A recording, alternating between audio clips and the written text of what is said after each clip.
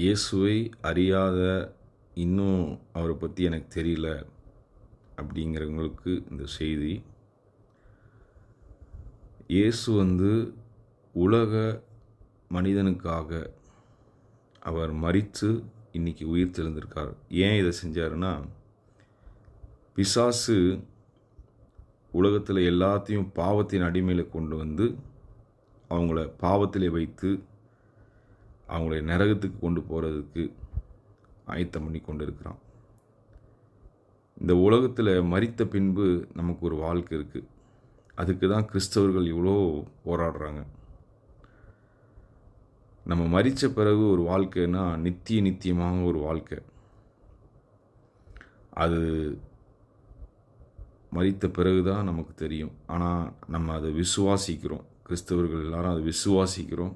அதன்படி தான் நடக்குது. இன்றைக்கி உலகம் பைபிள் வேதத்தின்படி தான் அழிவை நோக்கி போய்கிட்டு இருக்கு. இந்த உலகம் சீக்கிரம் அழிய போகுது.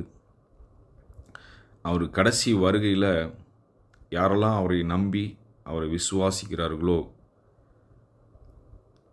அவரை பின்பற்றுகிறார்களோ, அவர்கள் கண்டிப்பாக ரட்சிக்கப்பட்டு பரலோக ராஜ்யத்தில் சேர்த்து கொள்ளப்படும்.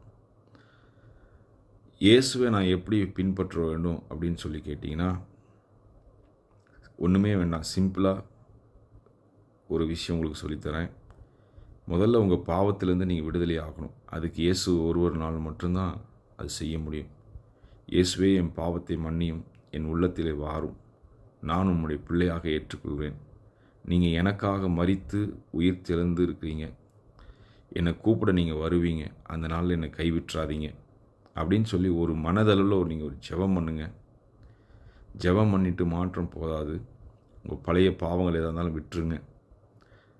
உங்களுக்கு அதுக்கு பின்னு நீங்கள் அதிகமாக ஃபாலோ பண்ணணும் அப்படின்னா, இயேசுவை அநேக யூடியூப்பில் இருக்குது, இல்லை என்னோடய சேனல் அப்படியே ஃபாலோ பண்ணி வாங்க. நீங்கள் வந்தீங்கன்னா இயேசுவை ஏற்றுக்கொள்ளலாம். உங்களுக்கு ஒரு நித்திய வாழ்க்கை கண்டிப்பாக கிடைக்கும். இந்த உலகத்தில் இருக்க எல்லாமே மாயான ஒரு வாழ்க்கை. பணம், காசு, கல்வி எல்லாம் ஒரு நாள் மண்ணுக்குள்ளே போயிடும்.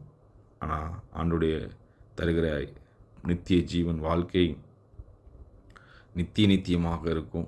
அதை மட்டும் இந்த உலகத்தில் நீங்கள் எதை வேணால் இழந்துடலாம். அந்த நித்திய வாழ்க்கை, வரப்போகிற நித்திய வாழ்க்கையை இழந்துடாதபடி அவர் அண்டிக்கொள்கிற யாவரும் பாக்கியவான்கள். நீங்கள் அதிர்ஷ்டசாலி, பாக்கியவான் தான். அதனால தான் அப்படி தெளிவாக சொல்கிறேன். இயேசுவை ஃபாலோ பண்ணுங்கள். இயேசு மதத்துக்கு அப்பாற்பட்டவர், மனமாற்றம் கொண்டு வருகிறவர். ஆமீன்.